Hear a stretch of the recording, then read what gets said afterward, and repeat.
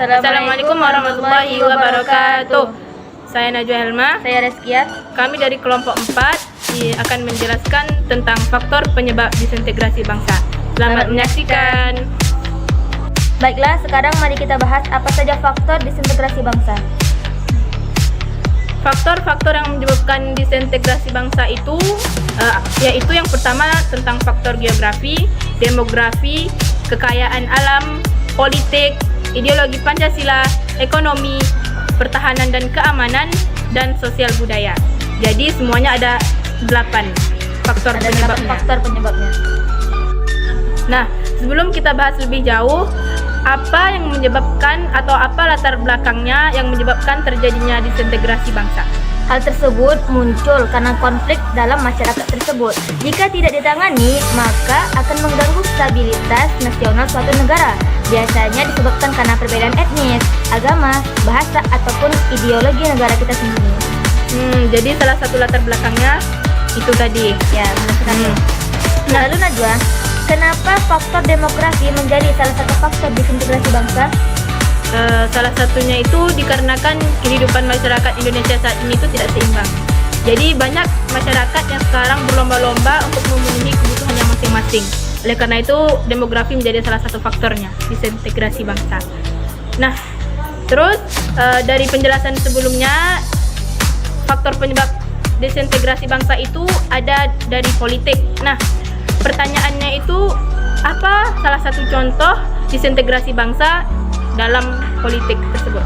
Nah, bicara tentang politik, ada 2 ancaman, yakni ancaman dari dalam negeri dan dari luar negeri. Kalau dari dalam negeri, contohnya itu seperti korupsi, kolusi, dan nepotisme yang dibuat oleh para pejabat sehingga membuat masyarakat tidak lagi percaya atas kedaulatan negara. Kalau contoh dari luar negerinya, seperti terorisme, berupa kelompok bersenjata yang suka meneror para warga sehingga menakut-nakuti para warga tersebut. Jadi salah satunya itu tadi. Ya, benar sekali. Lalu Najwa, kira-kira bagaimana kondisi ekonomi masyarakat di Indonesia pada saat ini? Bicara tentang kondisi ekonomi masyarakat Indonesia saat ini tuh, ekonomi Indonesia itu tetap berada daya tahan dalam ketidakpastian global. Mengapa? Karena Indonesia memakai sistem ekonomi Pancasila atau SEP, yaitu sesuai dalam Undang-Undang Dasar 1945 Pasal 33. Nah, khususnya di Indonesia sendiri itu ekonominya itu masih kurang. Kenapa saya katakan begitu?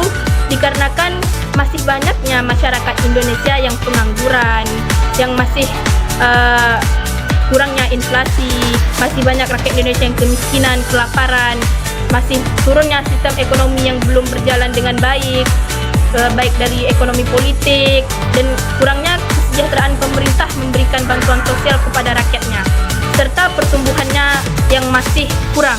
Oleh karena itu, menurut saya sistem ekonomi saat ini tuh masih kurang. Karena kita masih jauh dari perkembangan. Ya, kalau untuk ekonomi itu masih kurang, karena masih kurangnya ketidakpedulian pemerintah.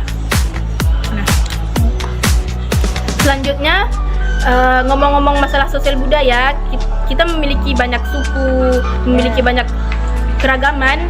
Nah, apakah perkembangan sosial budaya di Indonesia itu sudah ada dan apa saja contohnya? Nah, bicara tentang sosial budaya, ada beberapa suku yang mau menerima perkembangan zaman, ada juga yang tidak. Contohnya seperti suku Baduy dan suku Dayak. Mereka tidak mau bersosialisasi dengan masyarakat lainnya dan tidak mau mengikuti perkembangan zamannya. Oke Najwa, pertanyaan terakhir, apa saja usaha pertahanan dan keamanan Indonesia pada saat ini? Salah satu usaha pertahanan dan keamanan Indonesia saat ini tuh adalah dilaksanakan melalui sistem pertahanan keamanan rakyat yang dilaksanakan oleh Kepolisian Republik Indonesia, Tentara Nasional Indonesia. Jadi mereka itu adalah salah satu sistem kuat untuk pertahanan dan keamanan negara kita saat ini. Baiklah, sekian penjelasan dari kami. Semoga apa yang kami jelaskan mengenai faktor penyebab disintegrasi bangsa bisa kalian pahami semua. Mohon maaf apabila ada kata-kata kami yang salah. Wassalamualaikum warahmatullahi wabarakatuh.